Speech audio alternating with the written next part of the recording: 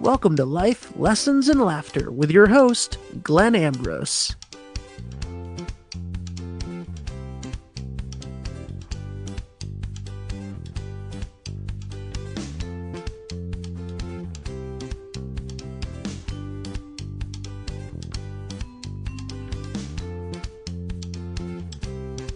Hello, everybody. Welcome to Life Lessons and Laughter with Glenn Ambrose and Ben Barber.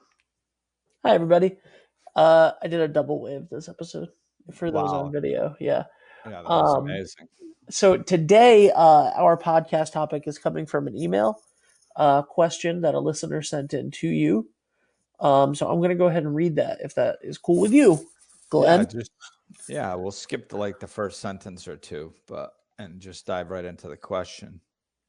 Yes. I'm reading this. The only thing that okay, there we go, is the work to be done for the common good, for those who are oppressed or disenfranchised due to skin color, immigration status, etc. And similarly, what people in those circumstances can do to overcome situations that are thrust upon them, should they/we go with the flow when we know the flow is unjust and unacceptable to human dignity? No, we should not go with the flow when it is unjust and unacceptable to human dignity. I think the biggest problem is that we just don't understand that. I guess the best way to do this is talk about energy. It's, explaining everything as energy just simplifies the explanations of so many things. So it's, what we do is we say, okay, here's some aggressive, angry, unjust, negative energy. And we don't like that. So what we're going to do is we're going to fight against it with aggressive, negative energy out of frustration. And we're going to call that love. We're going to say that we're doing it because we're good people, and therefore we're right, and we're fighting for something that's good. So therefore, that must magically transmute the negative energy we're throwing at the problem into some sort of love vibration, which it does not. That's the little disconnect that we have to get clarity on. So you have a ball of negative energy, and then you throw negative energy on top because you're fighting it and attacking it, which just causes it to expand. Look at the war on drugs. Look at the war on poverty. As soon as we declare war on anything, it expands. That's because war is a negative word. It's violence. It's attacking. It's aggression. So when we're putting negative energy on top of a negative topic, which expands. Negativity plus negativity equals negativity. More of it. A bigger ball of negativity. So the trick that we need to understand foundationally is bringing love into negative situations. Love is more powerful than negativity. So if we have a ball of negativity and then we bring love in, now all of a sudden we have a smaller ball of negativity. It diminishes. And that's how we win.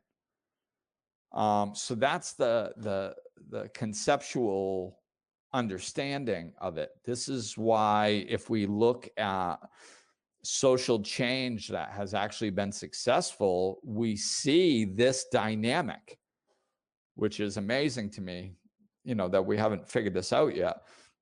I mean, look at Gandhi. Gandhi was nonviolence. He didn't fight against, he just stood there and said no. Now, if we look at it from a human perspective with our eyeballs, with our old unspiritual understanding, it looks very, very difficult because we go, well, yeah, but like he stood there and then they cracked his skull open with a billy club and then he was bleeding and then they dragged him to jail. And I don't want to do that. And look at all the people that got killed because they didn't fight back. But the point is more people would have gotten killed if they would have fought back, and they wouldn't have won. So So like in the long term, Gandhi won, which really is the most important thing because that's what you want, right? You want to achieve your objective. So in the long term, he actually got there. And during that time, if you add up all the deaths that took place because they were nonviolent, and you take any other situation where they were violent back and add up the death, there's way more people that die when you have two groups of people being violent as opposed to when you have one. You know, so you know, I mean, now from a human perspective, when you're one of the ones out on the front line standing there and you get killed, that's hard to, you know, you know, or one of your family members is one of the ones that dies for this cause, that's hard to swallow. But it doesn't mean it's not true. You know, this is why we have to practice taking our emotions out of things, because our emotions just get angry and we say, that's not fair, screw that, I'm right, they're wrong, and nothing ever changes. You know, and that's how we've been living for tens of thousands of years. I think it's kind of time we look at the few successes we've had and we actually learn from them. You know, like I said, everything spiritual is like this. It's not easy. It's not, but it is very simple. It's simply energy. And Martin Luther King Jr. understood that and he implemented it and he died. But he got changed to, you know, his outcome was not fully realized. Of course, we still have racial issues in this country. But I mean, you know, we did have a black president. There was huge gains made, especially during his time.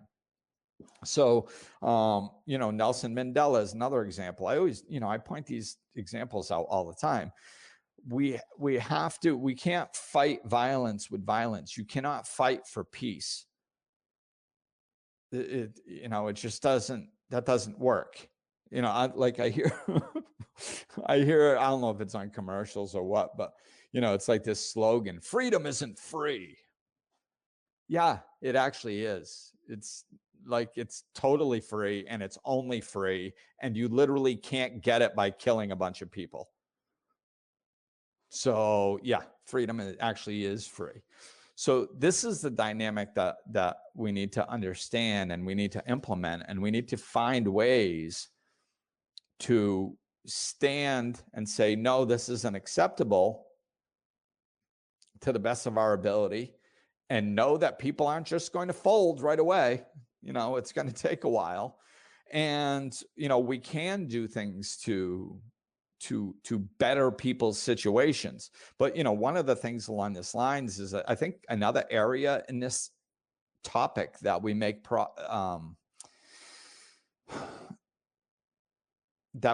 bad decisions with is that we throw money at problems all the time, and it's a waste of money. And it's a waste of time and it's a waste of energy because we don't fix anything. All we do is make people dependent on us. So, and I'm not saying that we can't throw money at a situation, like let's say there's a hurricane or a pandemic or something, and there's a poor area that people can't eat. Well, implementing a strategy that's going to take 6 months, a year, 5 years, 10 years, that's not going to work. You know, they're going to all be dead by then. So, I mean, we can throw money in extreme situations to take care of things initially, but that has to be step one. It can't be steps 1 through 10. That's just step one. And then we have to implement strategies with the indigenous people in these areas to design solutions that will feed themselves for generation after generation after generation, that they are responsible for and they can keep going. And, you know, because people are not lazy as by their nature. You know, people get lazy when they give up hope or when they become dependent. By nature, people want to feel good. They want to feel like they're in control of their own destiny and that they can feed themselves and care for themselves and do things the way they want. That's freedom. So people want that. And there's certain situations in different locations around this world where we need to help. We need to take the technology and the things that we've learned and the excess money and the excess stuff that we have in one area and bring that over to enhance the quality of life of people in other situations. But like I said, so that aspect of the conversation, it has to be more philanthropic. We can bring money into a situation, but it has to be to create a long-term solution that includes the indigenous people running it. And, the other part of it is, yes, we can stand up against injustice, but it needs to be in an energy of love. We can't turn into what we hate and then wonder why there's more hate. They're hateful. I hate them because they hate people. What the hell sense does that make? Like, you hate people who hate, and they hate people who don't hate. So now everybody hates everybody. And we wonder why things don't get better. Well, that's why, because we're fighting hate with hate. We have to bring in love. It's the only solution.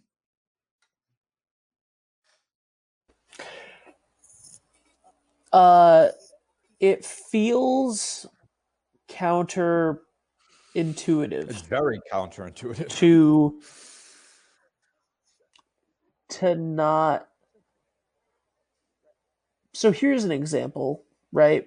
I mean, it's not a great example as far as the delicate subjects that we're talking about right now, but this is a great example of this. Is we recently, semi recently, whenever you're hearing this, had a situation where the president of the United States, who is one of the most polarizing, loved and hated men maybe ever, spent 6 months bashing the coronavirus, and people hated that he didn't take it seriously and all of this. You know what I mean? Like they didn't like people didn't like him in general. It was something that they were rallying against. Half of the people, right? But the people I'm talking about specifically, they didn't like him. They were fighting against, actively trying to win an election, like whatever, for or hoping that the candidate that they wanted won an election. He gets sick, and very little empathy is shown by a lot of people on the other. And that was a thing of like, you do not like this man because of the hatred that he spews, and like these are the reasons that you don't like him. And then when he gets sick, you say that you hope that he dies. There's an issue with that. There's a huge issue with that. You know what I mean? Yeah, and that's it. And it goes, just to be fair, it goes both ways. It's like this is most of what politics is happening. Like, I mean, I saw a post earlier to say how this goes both sides so much. I saw a post that said, that it was from a Republican, and they said, "I'm being told to accept the results by people who just spent the last 4 years not accepting the results." And it's true. People have been complaining that Trump's been in office for the last 4 years, and now as soon as he's voted out, they're going to be like, "You need to accept it. You have a new president." It's like, well, you just spent the last 4 years. So this is why we just did a podcast on the means, focusing on the means, not focusing on the end. And this is a good example of it. It's like people are focused on what they want for an outcome, and they will rationalize the means in which they achieve that outcome. They will rationalize their belief systems, how they talk, what's okay, what's not okay. They rationalize it all away because their end result is more important. And it's like, no, just be kind. Just be kind. Just be love. Just be love. If you don't want hate in this world, be love. I think we have to get off the politics. Well, yeah, because it is. It's just that's like a dog chasing its tail. I mean, Right. I So know we can reference it quickly, but I don't want to stay that's on it too exactly. long. I was just using it as the reference of that, of, having empathy for somebody. So My, like, what do you do, right? So, like, let's talk about, because this question is specifically about, um, the situations like Black Lives Matter and police brutality, right? Where, um, you know, going out and starting a like a war where you're then killing cops is not the answer to this thing, this issue right, and of this. And like, but like, so what do you do when clearly systemically there's an issue, right? That's what this question is about. Like, we can all agree that we can't most of us can agree that there are systemic issues on this. How do you like fight back from something that is oppressing? you uh don't. yeah, You take the word fight back out, and then to be honest with you, I think this is actually an example of how I think we are very, very far from the solution in most situations. And I think this one, we are closer to the solution than in most of the others. So I think that this is actually a good example. So I think in this one, I think that if you're taking, and I have no idea what the numbers are, but I would have to say at least 80, if not 90% of the people who stood up and said this isn't okay did not burn anything, did not hurt anybody, did not damage anything. They were peaceful protesters, at least 80 to 90%, if not even higher. I would say a lot So, higher. right. Yeah, So I mean, that's what we can do. Like collectively, we can protest. We should protest. I mean, anybody that says that we shouldn't protest, you're out of your minds, because I mean, I mean, how else are we supposed to stand up and just say, hey, this isn't okay? I mean, just let the powers that be just do whatever they want and not change things when they should be changed. Like, that's what we've been doing for decades and millennia, and it hasn't worked yet. So maybe, I think if anything, we need to protest more.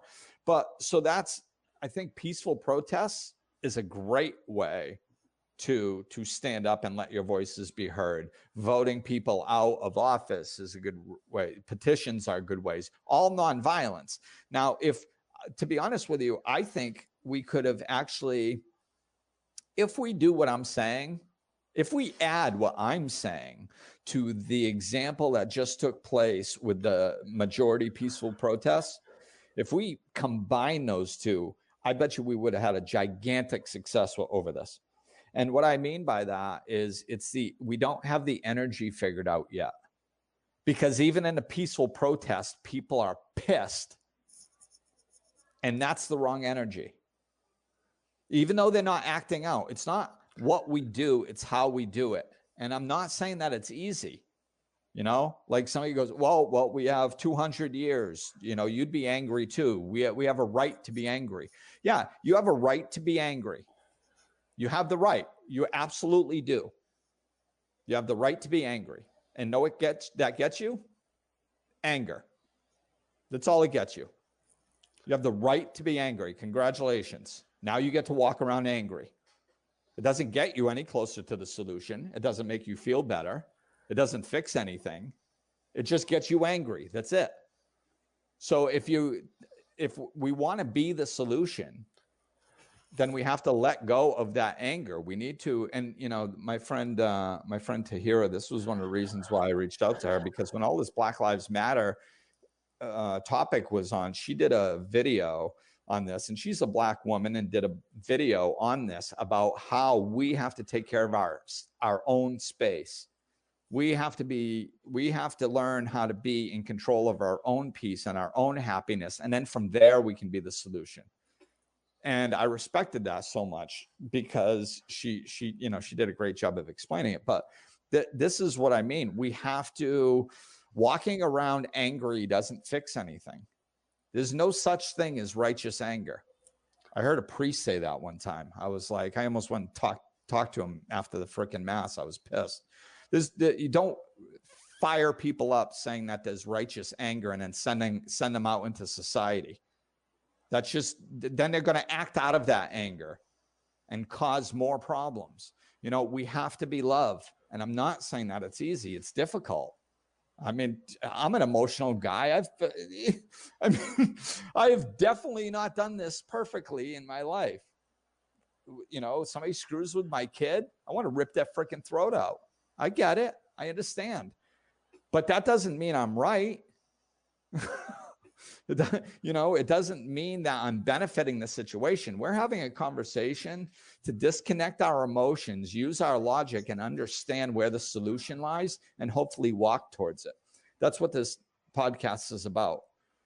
So I'll be the first one to say that what I'm saying is not easy, and it's, you know, it's downright difficult, but it doesn't change what the solution is. We've run around in anger for decades, and it hasn't gotten us anywhere. So we have to bring in love and do whatever we're trying to do through the energy of love. And that's when we're going to start seeing it work. Let's talk about allyship for a second. Talk about what? Allyship, being allies. We are, so, I mean, like, you know, literally every subject that we could be talking about right now in regards to this question, you and I do not fit into any of those groups. Right? So for the most part, like, yes. it is, yeah, we're white males. So we are straight white men. Yeah. Having this conversation. And you know, what do you, so like, how are, and I think that we had this conversation a little bit in June of last year during all of the George Floyd protests. Angry allyship is something that I think is very interesting, right? Seeing at because these things that are these oppressive things that we're talking about make everybody angry. Not every, but they make, you know, people of all different ethnicities and different, you know, angry about the cause, right? And if a bunch of white people go to this, but it's seriously, like, if there's a bunch of white people in like Providence, Rhode Island, and they go to a Black Lives Matter rally and they smash a window, you know, it looks bad on a community that they're not even a part of. And I think that, like, this righteous anger, right? So my question is, like, I feel like there is a situation where people that want to be supportive are bringing more righteous anger in a negative way. I think that that's what, like, cancel culture is about in a lot of ways, is this righteous anger. And I think that that's kind of scary to me. Yeah, and I mean, I would agree with you. I think it's just, this is like, to me, this feels like one spoke of like dysfunction in a wheel of dysfunction. Right. You know, like, this is one specific way where we see, you know, how righteous anger doesn't work. And it's like, yeah, it's just righteous anger doesn't work. Period. And the fact that, you know, so to kind of get to the beginning of the point, and maybe this can make, I think, the point that I want to make is that, yeah, we're two white men, and we can sit here and like, and I'll speak for myself, I can sit here and say and teach from a spiritual perspective, from energy and dynamics, and using examples from history, how we can be more effective at changing these dysfunctions. And I can sit here and we can take all the other people, all the other white people, all the other people of color, all the other people that are oppressed in ways that I haven't experienced personally, all these groups of people, and they can all point the finger at me and say, Glenn doesn't understand because he's a white male. And if you want to do that, go for it. I don't really care. That's your prerogative, and stay stuck. You have the right to your opinion. But if we're going to like get towards a solution, we have to stop. Just stop it. Stop. I'm not white. I'm a spiritual being. And you are a spiritual being, and we are all spiritual beings. And once we start uniting under that and coming together in energy, and then if it looks worse, like it doesn't look worse to have, I mean, I know this isn't what you said. It doesn't look worse to have white people with you on a Black Lives Matter, right? No, that's a good thing. Right. And I mean, it's not bad necessarily to not have some white people there if you're doing a black, like it's still energy. Like, like we have to just stop looking anywhere other than the specific solution. We have to simplify it if we expect to make any ground on it. As soon as we start getting off point and going, yeah, but what about this? What about that? What about this? Oh, Glenn's white. And like, so if I say it doesn't make any sense, but if somebody that's black says it, then it does make sense. Like, that's the type of mentality we have to get away from. And this is what, like, I can offer as being authentic. Like, I understand that I've had privileges that other people haven't. But I also understand that I've had difficulties that other haven't. I've also had personal experience helping women with abortion issues and with rape, and I haven't experienced those either. There's all kinds of things that I haven't experienced that I can still help people with. And it's because I understand energy.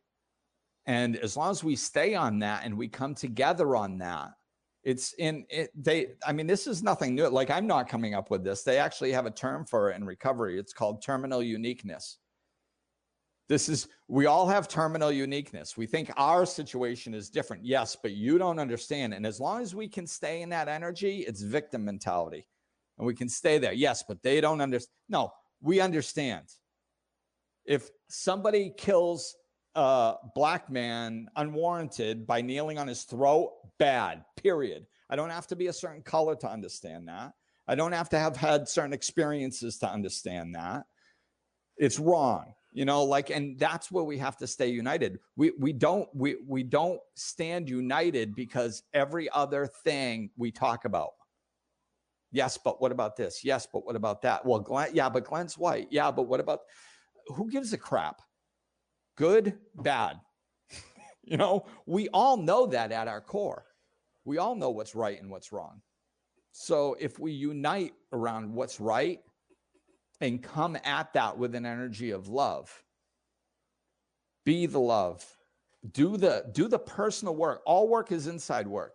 So the best thing that we can do for all these things is start doing your own spiritual work.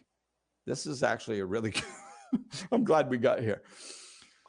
Start doing your own spiritual work. You want to fix the world. You want to take care of problems that are going on the other side of the planet, or people that are being oppressed. Do your inside work. You can do your little stuff on the side too, and whatever you think is right, you can take action externally too, but that isn't going to change it. That all the external work you do in the world will not change any of these problems that this person mentioned. Promise. Won't change it. Might put Band-Aids on it here and there a little bit, and then we fool ourselves to make it look like we're actually making progress, but no external actions will solve any of the world major problems. The only thing that will change that is if we have more people on the planet that believe in love primarily, not when it's convenient for them, but it's how they live their life. When they write an email to to their governor or whoever, or when they organize a benefit for some oppressed people in a certain area, or when they organize a rally, when they are doing it out of love energy, when they are doing it just because they love themselves and other people, and that's the energy that is fueling that, and then they spend their time explaining that to everybody else that's helping them and doing their best to get it on them on that page, and then they start coming from love, you're going to be amazed at how you see this world change. It's going to change dramatically, but that's what's going to do it. External action coming from frustration will not change this world. External action coming from love that you cultivated within you, and then you're expressing it through external action, that's what's going to change this world. I think that like it's really easy. So I think talking about the different experiences and stuff, I think that it's very easy to see that a guy kneeling on a person's neck for 9 minutes, bad. You don't need Right. to. It's very easy to see shooting somebody that's unarmed, bad. All of that, like it's when you try to explain nuances, right? That the perspective where the perspectives matter, because that's not an issue, you've never heard of the issue, it's a nuance, it's not you know what I mean, like some of the real systemic stuff like housing and redlining and how things affected things and how black people have never created equity in the country, and like the deeper details of things, to get those things to change, people need to hear people. You know what I mean? Mm-hmm. The Yeah. So my question is, and I know that it's going to be the same answer, but I'm going to ask the question anyway. How do you make them hear you when they either hate you or think that you are blowing things out of proportion? How do you make them hear you? And that is where I think that because I think that a lot of frustration comes from that, right? And Mm-hmm. a lot of the anger comes from, like, it's not even about all of I mean, it 100% is, but like it could not even be about all of the people that have like died at the hands of police or whatever. Um, like it could just Well, be about the little things, and it's so hard to.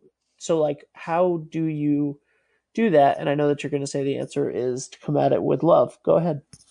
no, actually, I'll follow it up with a similar answer to that, because you basically you're right in a way, but the question was, how do you get people to hear you?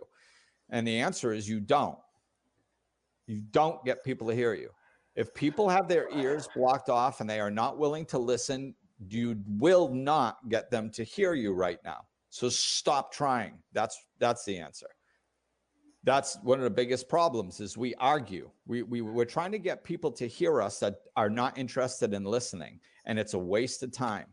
There are way too many good people with open ears on this planet that actually want to hear you. Go talk to them. The people who aren't interested in listening, ignore them. They are part of the problem. They are not interested in opening, and they will not help you. And you do not need 100% of the people to agree on what the solution is. You only need 51%. So you don't need those people, So so to get back to the answer planned or expected is come from love. So we have to say, yes, you can put out, this is why I was saying, take external action. You can still take external action, but the external action is nothing without love. If it's coming from frustration, it's going to land on deaf ears to a bunch of people that don't want to hear it. And it's going to inflame situations. And half the people, or 3/4 of the people that hear it, know what it's going to do? It's going to give them righteous anger. They're going to be like, see, I knew I was right. And they're going to be angrier. So don't put out stuff in negativity. And like I said, this is a big thing, man. I mean, this is a life change. We could literally change society and the world by doing this. So I understand, one, that it's not easy. I understand, two, we're not used to doing it. And I understand, three, it's going to take a lot of work. But I mean, it's the only thing that we've ever seen work in the history of civilized man ever. It's the only thing we've ever seen change society. So instead of us pointing a finger at it and going, yeah, but that's really hard. Yeah, but I don't know if I can do that. Yeah, but letting go of that righteous anger is difficult. Yeah, but stop with the excuses and the yeah, but, and just look at going, well, when did you see, give me examples of what you're doing actually working. Give me one example in the history of man where fighting and killing each other and arguing and throwing anger on top of anger ever came out in a loving, peaceful environment. It's never happened. So instead of sitting here complaining and going, yeah, but it's really difficult, and yeah, but it's hard, and it shouldn't be this way, just stop and accept it. It's just the reality, man. And the sooner we can implement this, the sooner we stop sitting there going, yeah, but it's hard and I don't know. And just accept it and start working towards it. Be the change you wish to see in your own life. Be more loving, be more compassionate, be more kind, be more caring, be, and then show others. And then if you want to get involved in some of these external actions, bring that love that you cultivated within yourself to those actions, and then watch those actions. I guarantee you, I'd love to throw out a test to people. And if anybody does this, please let me know. If you want help doing it, let me know. Take 6 months to just to dive into cultivating your personal peace, and then bring that peace into something you're doing, and keep track of results before and results after. I guarantee you your results after are going to be tenfold from what they were before. Just by cultivating the peace within you and doing the same types of external behaviors in the energy of love, as opposed to out of the energy of frustration and hate. Yeah. So, this is it. It's back to the basics, back to the core. It's not easy, but it's very simple. And if you understand energy and dynamics, there's hope for us all. And I think that, we are heading in this direction. We're heading there. And I think people are starting to understand this, because there's never been a time in human history that we've had this much information, this much access to this much information, and so much history and so much turmoil and conflict showing us that what we're doing isn't working. It's literally not working. And if you listen closely to what I said, I just explained why. It's not complicated. And there's literal evidence in society where we've had successes with this type of mentality that proves that it works. So this is not some weird theory that I'm spouting out, So just slow down, look at it, and start being the change you wish to see. And then bring that love that you cultivate within you first. You can't go be love out there unless you've done it in here first. So be the love, work on yourself first, really anchor into that love, and then bring that into your activities as you express outward. And I guarantee you, you're going to see much better results. So that's going to do it for today. Thanks for listening, everybody. Tune in, check me out. There's all kinds of live Q&As and all kinds of stuff going on. So check it out, and we will talk with you soon. Looking for more? Check out over 200 episodes of Life Lessons and Laughter, or click the link in the description of this episode to connect with Glenn directly.